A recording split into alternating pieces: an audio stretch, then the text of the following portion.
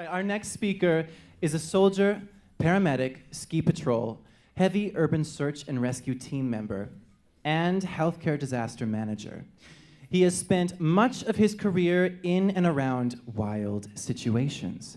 Give a warm welcome to Grayson Cockett.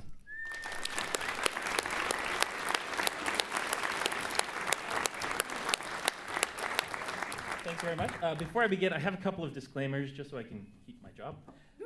First of all, I am a healthcare disaster manager. I work for a large Alberta-based health services organization who will remain nameless. But today my comments are my own. So second, I'll be discussing some historic disasters, and some of the slides are maybe a little bit on the distressing side. I'm really hoping not to dwell on the suffering that took place, but ask your permission to talk about them in a bit more of a humorous and light way for the sake of learning. So keep my job, pretend I'm compassionate, awesome. Finally, I am not a disaster expert. Disaster management is an ever-evolving field, and it's a convergent industry of lots and lots of people. And I would say if you're ever in the room with someone who says they're a disaster expert, you should run. Go. And in fact, don't panic. So now, I put this here as a reminder for myself as much as anyone else, and so far I can tell you that it doesn't seem to be working. So in fact, as it turns out, telling someone not to panic while they are indeed panicking, not super effective. And it might be missing the point entirely. So this is Pan in Greek mythology. This is the god of the wild, and he's also the god of shepherds, flocks, and according to a Google image search that I can never unsee, god of doing inappropriate things with goats. This mythical being Pan is also the god of panic, which is very fitting because in disasters, mass panic truly is a myth. Now, I'm not saying that individual panic isn't real. Certainly, the dump of adrenaline, the tunnel vision, the shaking hands, all of those 4 Fs, the fight, flight, freeze, or mate. These are things that are very real, and I'm very, very familiar with this. You know, as a paramedic, one of my favorite stories ever was talking about my first time delivering a baby. I, brand new medic, them, wonderful couple having their first kid, and the messy miracle of life plopped into my hands, and all I could think was, don't drop it. So when the father, in a desperate fit to know what the sex of the baby was, asked, what is it? I, in a bit of a panic, said, it's a baby. So yes, panic is real. It's embarrassing, makes you do stupid stuff, but it's also uniquely and terrifyingly a lonely experience. It's not transferable, it is not transmissible, and it's not what people do in disaster. So what do they do? Well, luckily we have 100 years of disaster research to fall back on, which I'll try to get through now. This is the Halifax explosion. As a quick recap, this was the largest non-nuclear explosion ever, caused by a collision of munition ship packed to the gills with TNT. Shockwave from this thing shattered every window in Halifax and destroyed 400 acres instantly, and 1,600 people lost their lives in the first half second. But that wasn't all. The shockwave upended the cast iron fireplaces in the wood houses, causing huge fires that couldn't be extinguished because the fire department had ceased to exist. All of this at a time of World War I, when people were convinced that this was an attack. If there was ever a time to panic, this would have been it. But they didn't.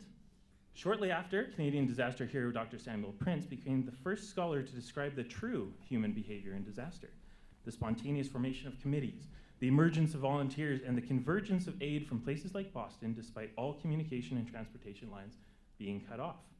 Not panic.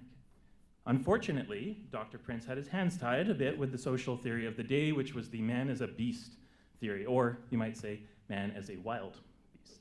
Now, this was basically the idea that society and government was the only thing stopping us from ripping each other's heads off and becoming bloodthirsty animals.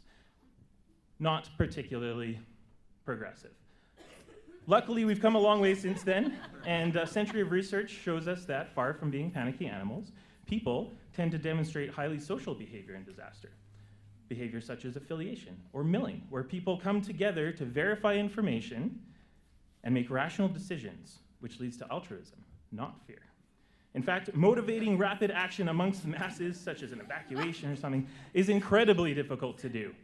This is sometimes referred to as the optimism bias, or even reverse panic, where people tend to wait and see as opposed to following formal evacuation orders.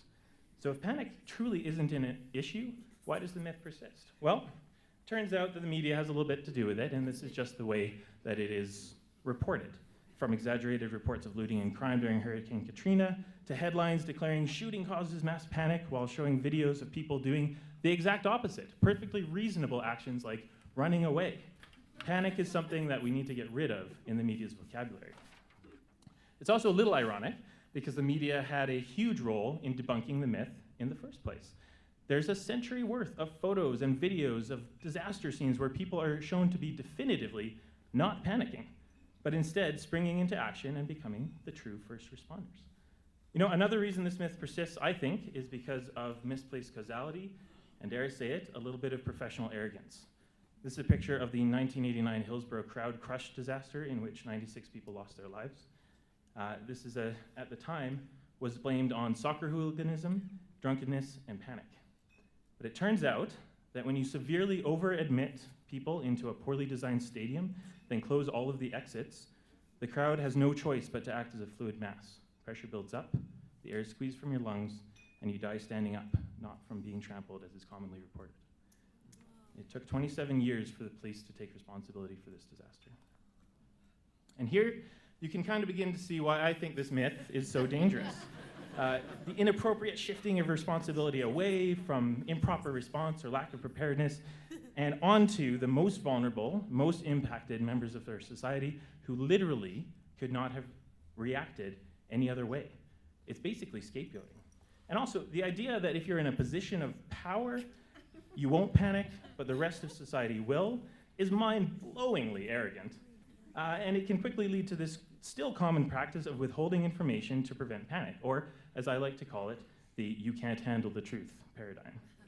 My favorite example of this comes from the 3 Mile Island incident, where poor engineering practices brought the area to the brink of catastrophe.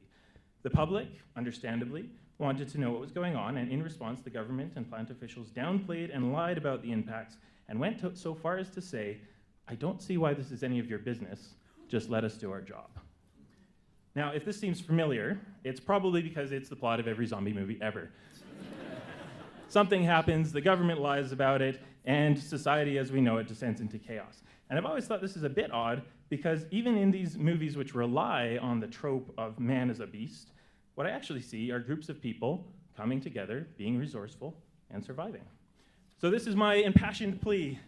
If you're in the media, if you're in any position of authority, please examine your planning assumptions. And if you're not, if you're just a member of the public, you still have a role to play in disaster, and know that it's okay, sometimes, to panic a little bit. We're not wild animals, and the only thing that's wild would be believing in a myth that's over 100 years old.